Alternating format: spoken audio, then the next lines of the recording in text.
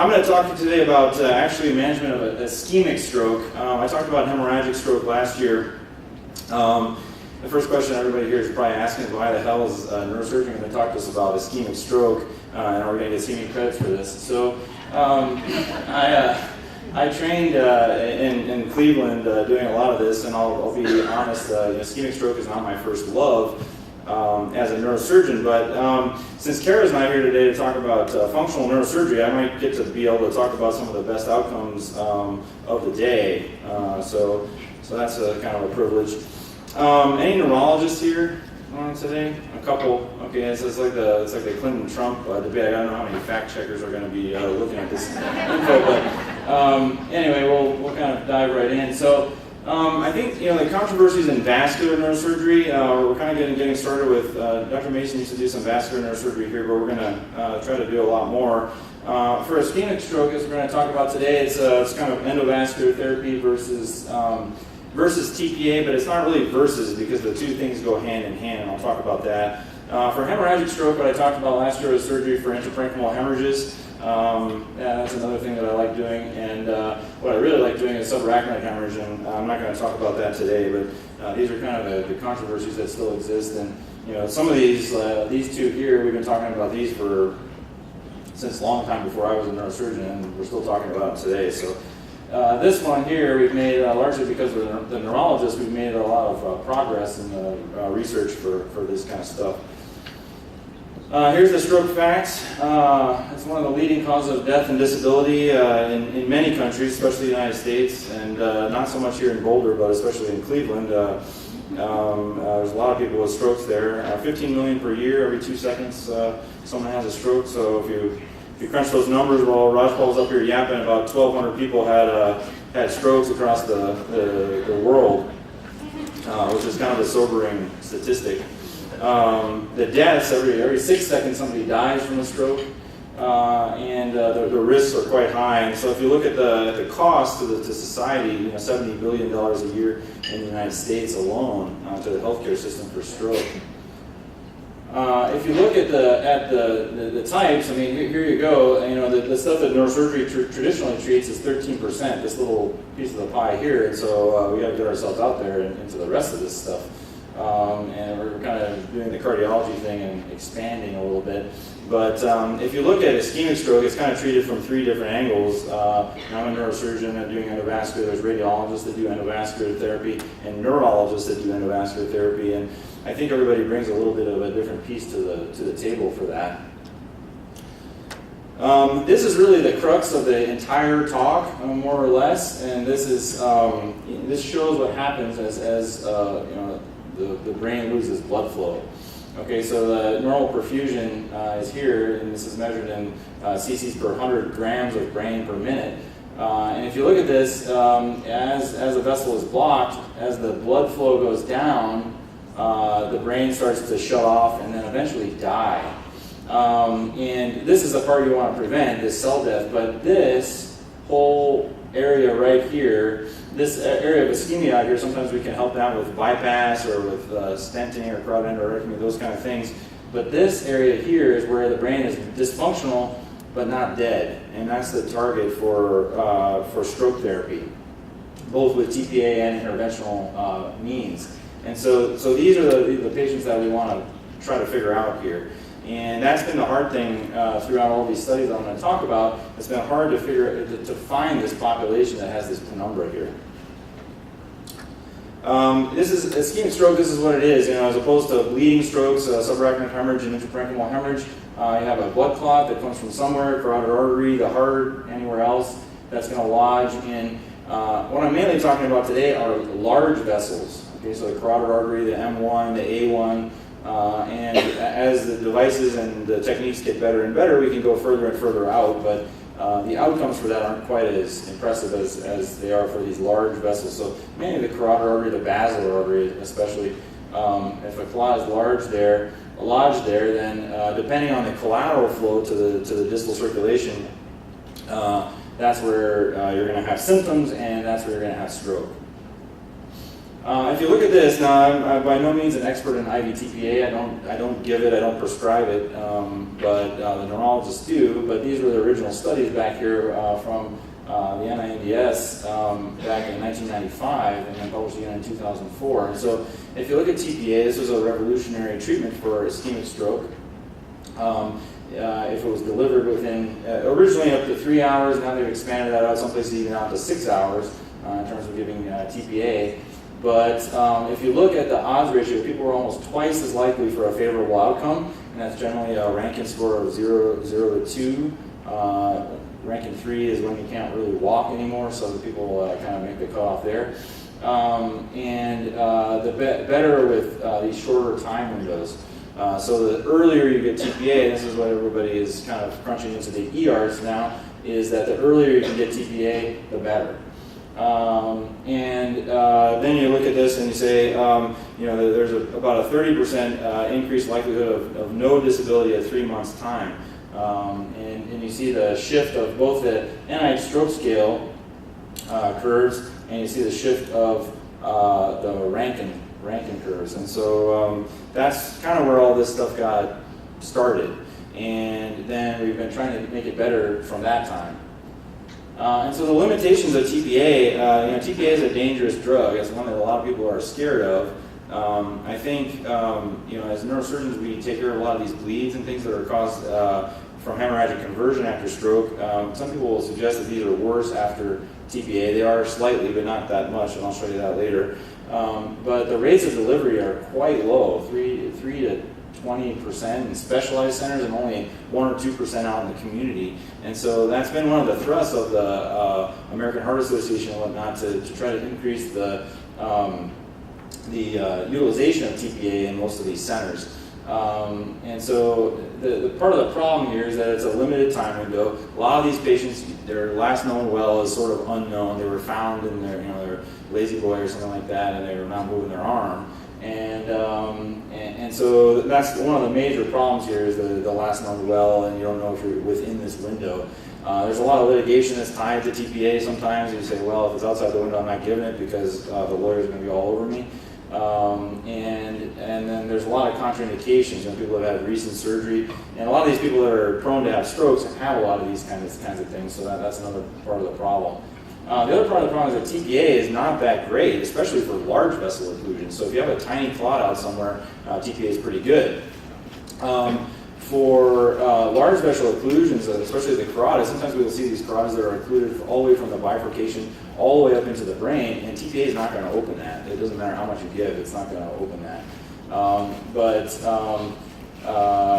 The limited recanalization here is, it's less than 50%. So in terms of getting these vessels open, TPA is not wonderful at that. And a lot of the patients are still, 50% are still becoming dying or becoming disabled. And so we were looking for ways to improve upon that. And you look at these hemorrhage rates here, it's about a 6% hemorrhage rate after TPA, which still isn't that high. And the reality is that a lot of the hemorrhages that occur are in infarcted brain anyway. And so, yes, it can make it worse. Yes, it can require them to have surgery or things like that afterwards. But ultimately, you have to wonder if that's a reasonable price to pay to get TPA early. I know if it's my brain, I prefer to get it early and take my chances of hemorrhage. So here is the first question. I think I just showed it on the slide before. So it's kind of around there. Oh, sorry, I think I have to click it to start. How do you start it? They do it. Oh, they do. Okay, good.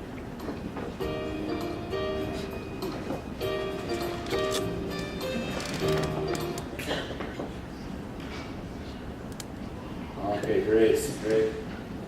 Couple of jokers there, but otherwise we're all on board. Just a disclaimer. I kind of like the answers of all the above, or those kind of answers for these questions. So yeah, so all of those, and TPA, that was kind of the point, is that TPA has lots of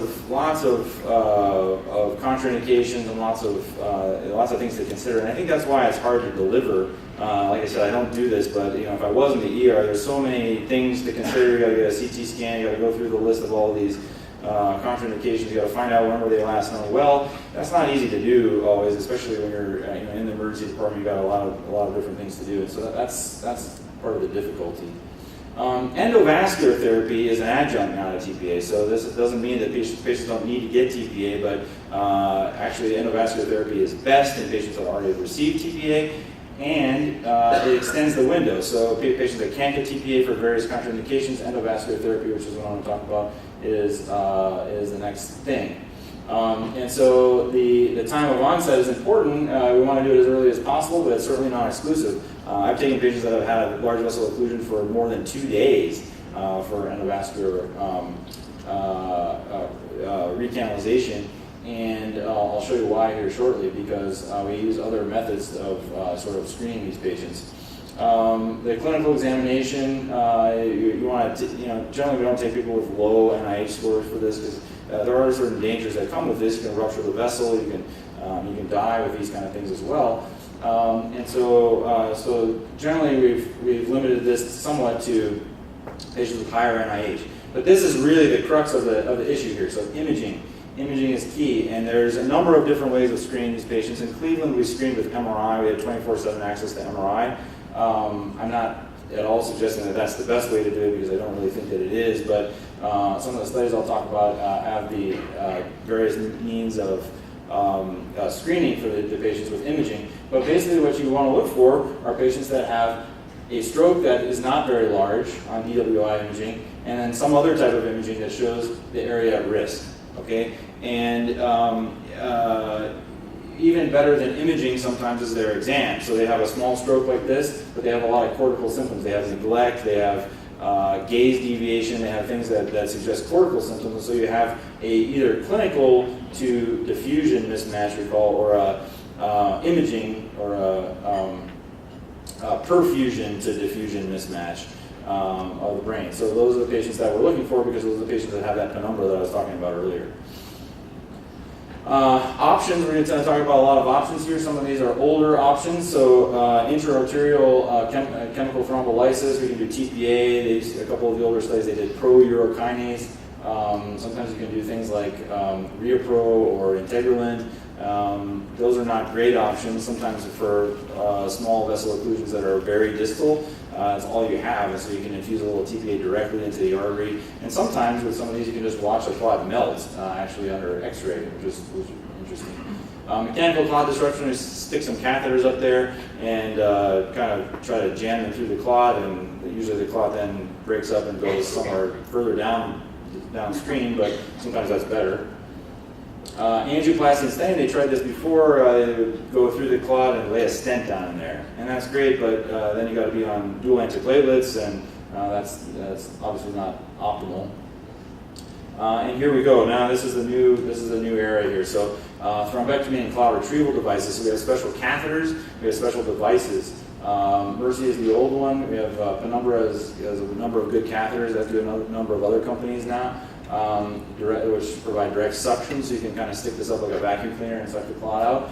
And then stent retrievers have been also quite revolutionary. There's we have Solitaire, we have Trevo, there's a number of other Mindframe devices and things like this that are available and I'll show you some of those to stick up there and pull these clots out.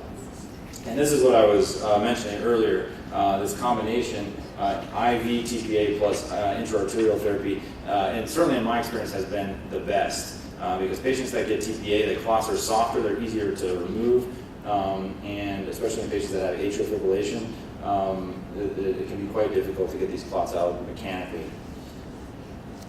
So here is the next question: what are the key factors in the decision for endovascular therapy? We had presence of large vessel occlusion, time from onset, mismatch between infarct size and penumbra, and use of anticoagulants or TPA on board. I mentioned to you, I think that time from onset is not quite so important, and the use of TPA and things like that is often helpful. And then there's a couple other things that we want to look at there.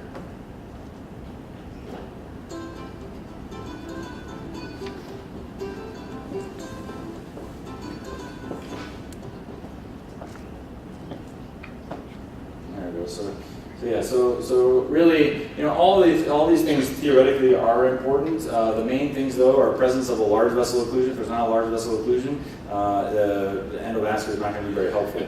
Other than, like I mentioned, you can sometimes put some TPA directly into the artery, but that doesn't work very well. And then the main thing is the mismatch between either a clinical exam and the size of this penumbra. So these are a couple of the devices. I'm going to show these quickly. These are there's a number of companies, some of which are today that make these devices. They can show them to you out in the room there. These are the penumbra catheters. They used to come with these sort of separator devices. Most of us don't use those that much anymore, but these are great catheters. They can go very distal into the vessels. They're very floppy. A number of companies make similar catheters now, and you can put direct suction on these like a vacuum and basically pull these clots out with the penumbra device. Retrievable stents, I mentioned Solitaire and Trevo. This is what they look like here. So basically this is a stent that comes in a catheter. You put it, you try to get it past the clot, and then you deploy it down through the clot, and the clot will stick onto the tines of the stent here, and you pull it out. So it's a stent that's basically stuck to a wire. And you don't have to leave it there. That's the main benefit. You don't have to be on antiplatelets. You don't have to worry about in-stent stenosis. There's a couple of cases that just show this. This is an M1 occlusion, so this is the carotid artery, the MCA here, M1. These are the ACAs, and you can see a bunch of collaterals coming down. So that's a good patient in general. That means that this brain is going to be supplied by these collaterals enough that it's not dead, but it's still functional. And so if you can open up this M1, you hope that patient is going to do very well. This happened to be a case that they did with this penumbra device. And remove the clot, and now you can see this whole MCA is open again. So the films look very good there. Same thing here. This is again an M1 occlusion. You don't see any MCA out here. And full recanalization distally. Now, what you also want to look at, I don't have the AP and the lateral, I don't have the lateral films here, but you want to look at any distal occlusions that you have afterwards, and so that those could have been there before, or you could have caused those by pulling this clot out. You break it down. This is here's a stent retriever case. You can see this is a stent retriever here with a clot that was pulled out of there. So this is again an M1 occlusion, and you can see that there's a lot of luxury perfusion here, and thinks this brain was certainly at risk. And then there may be a stroke, somewhere deep here in the basal ganglia, but you can see now this whole thing is recanalized. Same sort of thing here. This is interesting. The carotid is occluded. Only blood flow to this patient is getting into the eye through the ophthalmic artery, and then you can see the whole tree is recanalized here once this clot is removed. And so the pictures are quite profound usually. Here's a basilar occlusion. Now these cases are really impressive when they go well. It's kind of all or none here because these patients either do really well or they do really bad, and there's not much in between. And so the basilar is occluded here, and you can see the whole thing is open again. I actually had a patient come in with an NIH with something like 30 with a basilar occlusion, and we do these cases without, we do it with anesthesia, but not with general anesthesia, so they have conscious sedation, and so we opened the guy's basilar up. He was pretty much comatose before the case, and then I went and wrote the orders. I went back in the room. The guy was kind of chewing, and I said, "Hey, how's it going?" And he's like, "I'm doing fine." I was like, "Well, what are you doing there?" He was chewing gum. The anesthesiologist had not really examined the mouth apparently, so he was chewing gum when he went down. He was chewing gum again when he woke back up. So that guy did just fine, And these kind of things are really. These people come in and they are literally comatose. They have no cranial nerves. They have nothing. You open the vessel up, and some of them do really well. And this is the one part of occlusion where it's really hard to select these patients based on imaging, because I've had patients that there's really nothing else to do. Either they die or you try something, and so a lot of times we just try something anyway, regardless of what the imaging shows. But we've had patients that had both their entire brainstem and both thalami that looked like they were completely stroked on diffusion-weighted imaging. And you open this vessel up, and somehow that reverses. It's not a true stroke in the brainstem. So I've had a couple of patients like that you really didn't think that there was any point in doing it. And our neurologists in Cleveland were really aggressive about this kind of stuff. They're like, "Well, why don't you do it anyway?" And so we did it. And I was thinking, this is pointless, but it's fun. And the guy did great. And so I think these ones are really hard to predict how they're going to do. These are the early inter-arterial trials, and so these PROACT studies, and these are old trials where they would infuse this pro-urokinase. It's about the most painful procedure I can possibly imagine. So you're there in the middle of the night, you would put a catheter up there, and then they would infuse this stuff over usually about 3 hours, and the doctors would usually sit around and smoke cigarettes while they were waiting for this stuff to go in. I wasn't part of any of that kind of stuff. That was long before my time, but these were the studies, and they showed certainly. And the pooled analysis of these studies, they showed a favorable outcome for these patients in general. But you have to remember that these were the earlier days, and IV TPA wasn't as good. The EMS system for all these patient things wasn't quite as good, and so the results weren't. They didn't really blow your socks off, but they were impressive. And so then they started having these device trials. These various device trials. Mercy was the first one, and then we had the Penumbra had a couple of studies. Swift and Swift Prime was with the solitary, and Trevo was had a couple of studies, and a lot of these were just basically to evaluate the device. Is the device safe or not? And they were usually non-randomized, sort of single-arm studies. But they showed what they did show was that. There is a major difference between the patients that get recanalized and those that don't. And so I showed that there was 50%, only 50% of patients with TPA actually recanalize their vessels. And so that other 50%, there is definitely a detriment to not having your vessel open. And so that's what we got out of this. Like I said, these patients often didn't have a control group, or they didn't have a medical group, or things like that. So there wasn't a lot to compare to there. And so if you look at this, the recanalization, this was the thought behind a lot of the newer trials, was that the good functional outcomes at 3 months, look at the difference there. It's almost double. Right? It's actually more than double, I guess, for a good outcome in patients that were recanalized. So if you can open these vessels, the patients do better. And then other thing that people would complain about is that, well, if you're opening all these vessels, that they're going to get a lot more hemorrhages, and they really don't. The hemorrhage rate is high enough, but it's certainly, like I said, it's my brain. I take my risk on the hemorrhages and kind of go from there. So in 2013, a bunch of these trials were published. This is right when I was graduating from my residency, and so it kind of looked like the stroke was dying a little bit. Interventional stroke was dying because a couple of very large studies here. I think the neurologists are kind of in competition with the cardiologists for who can come up with the most ridiculous names for their studies, but a couple of these studies were published in 2013, which uniformly demonstrated no benefit for endovascular therapy. So now that was their conclusions. There was no benefit, and it's funny because if you watch these people, like the guy chewing gum and stuff like that, you're like, well, what the heck? Something is going on here. And so if you break these down a little bit, some of the methodology of some of these studies. So for IMS3, they actually didn't confirm that there was any large vessel occlusion. So they had a group of interventional patients, and you were taking them in for an intervention, and most of the patients, you didn't even know if the patient had a large vessel occlusion. CTA was only performed in a third. So some of these, you take them there, and all the vessels are open, and they have a stroke, and you say, well, okay, or it's a lacunar stroke or whatever. That was one of the problems there. They had no advanced imaging in terms of what I showed you in terms of perfusion or diffusion imaging. Then a lot of, this was sort of a intention to treat analysis, so that actually the 23% of the patients in the endovascular group didn't actually get endovascular therapy, either because the vessel was already open or for other reasons.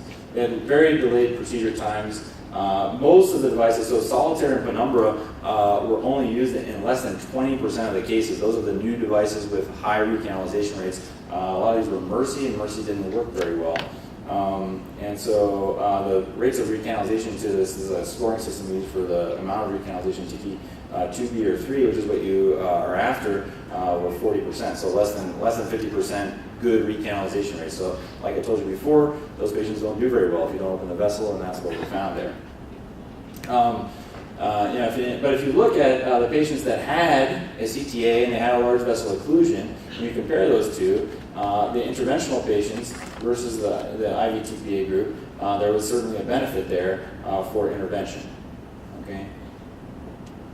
Same thing here with NIH greater than 20, you see a real good effect there. And largely that's because NIH greater than 20 is often a surrogate for a large vessel occlusion. If the patient's small vessel occlusions, you don't tend to have higher NIH scores like this, but large vessel occlusion you do, and so that's even a more profound effect there. This is another study, the MR Rescue. This one went on for a long time. They only enrolled 127 patients over 7 years. They had a very long time to the treatment. They allowed these patients with very large infarcts to be treated, and those patients you already kind of know they're not going to do real well. The devices, like I said, were not consistent with the current practice. Low recanalization rates, high complications. That study is not going to do well. This is another one. This is a study I'm not super familiar with, but they had sort of these unusual treatment paradigm where even if there was no angiographic occlusion, they would still put TPA in the vessels into the presumed where they're having symptoms from, and I'm not really sure why you would want to do that. These results were not, in terms of what we do now, there's no large vessel occlusion check, there's low use of devices. Overall, it just wasn't a great study. So what were the pitfalls of the large randomized trials that did not show a benefit for endovascular therapy? This was kind of the rage back then. We had in Wisconsin, we had a number of neurologists that absolutely said, we just don't believe in this stuff. We're not going to send the patients to you guys, and that's it.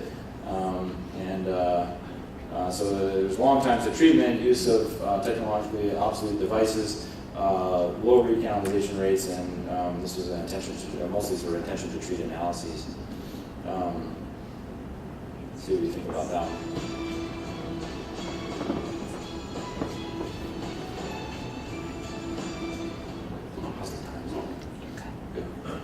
Oh, there we go, 100%. So obviously I have more clarity to my speech than my padres over there.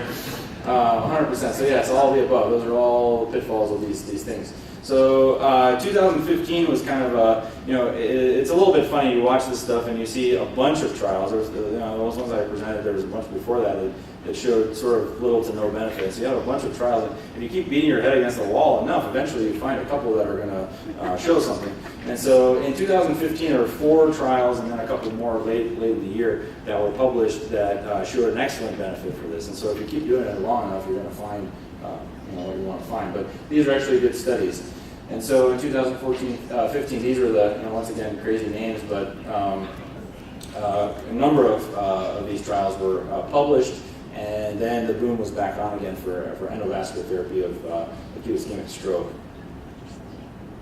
And so these were prospective, multi-center, randomized control, and with blinded endpoint trials.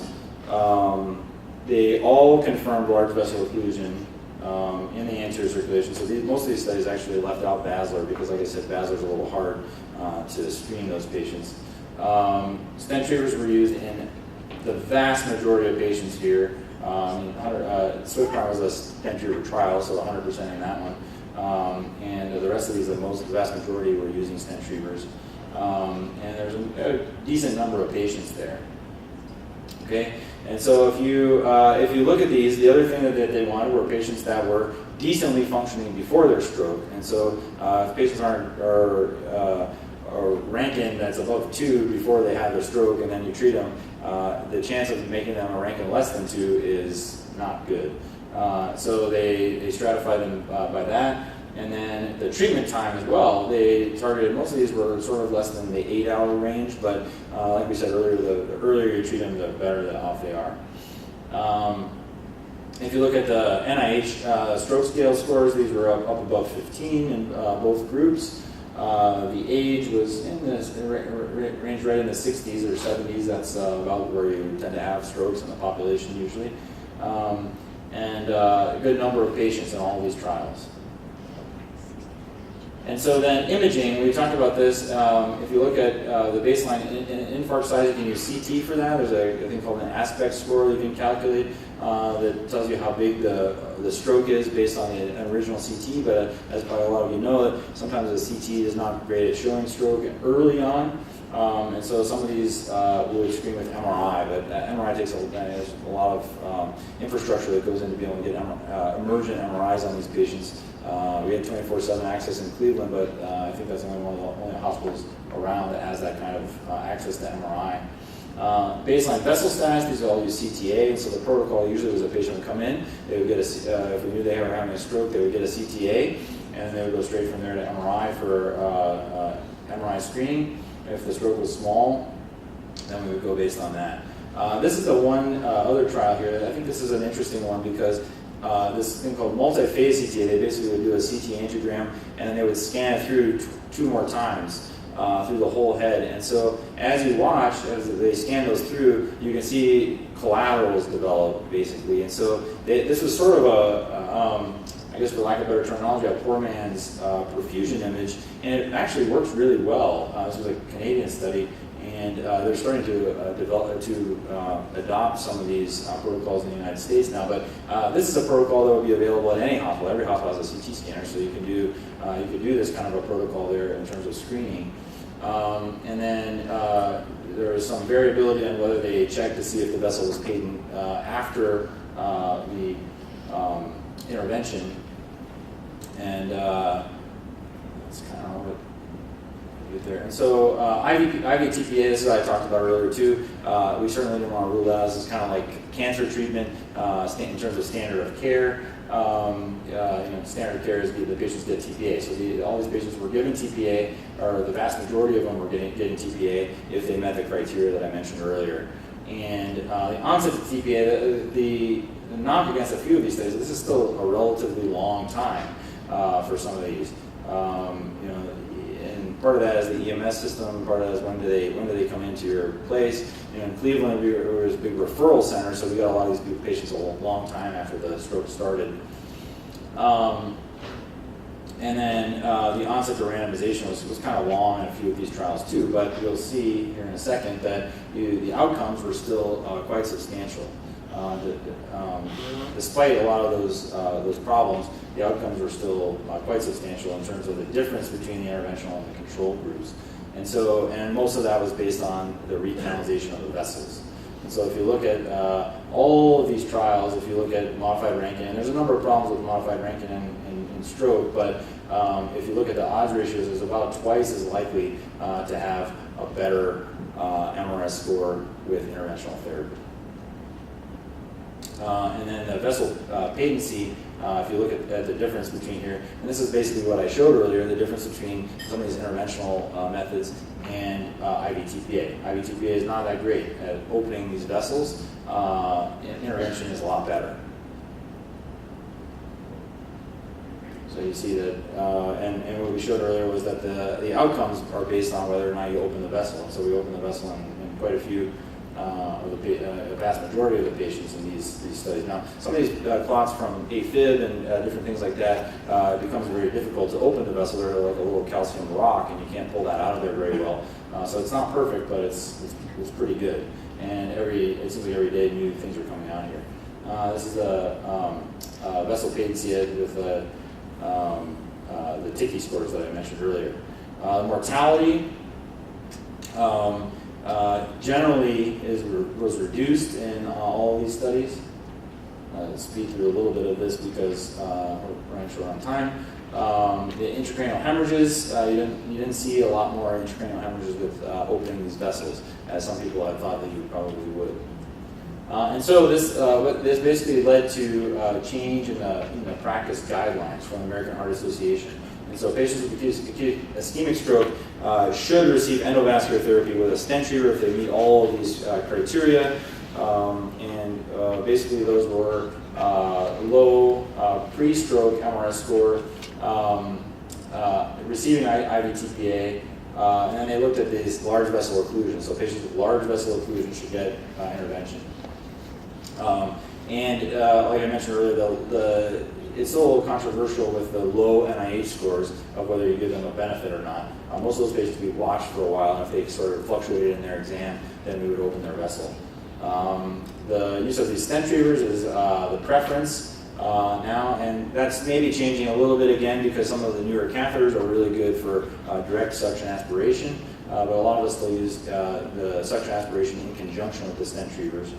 How long do you go before doing the stent retriever? Just thinking of the primary care physicians in rural Colorado that may be 4 or 5 hours away. So you can go. There is no time limit, really. I mean, a lot of places will still, it depends because if the collaterals are good, I've done an intervention on a patient, that was more than 2 days out from their last known well.